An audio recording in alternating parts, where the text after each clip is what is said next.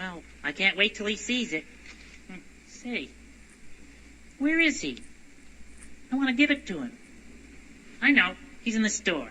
Big Bird, don't you remember we told you? Mr. Hooper died. He's dead. Oh, yeah. I remember. Well, I'll give it to him when he comes back.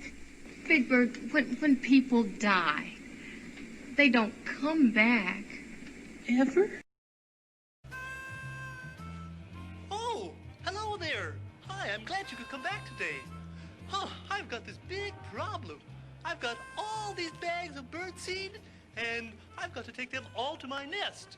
And it's going to take me an awfully long time because I have to carry them one sack at a time. Oh. Hi, Big Bird. Oh, hi, Mr. Hooper.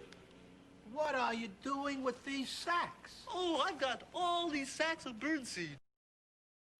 Hop, hop, hop, hop, hop, hop. Oh, hello there. I'm practicing hopping on one foot.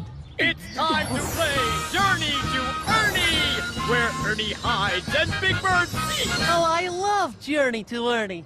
I wonder where Ernie's going to hide this time. Count to 10 with me, and no peeking.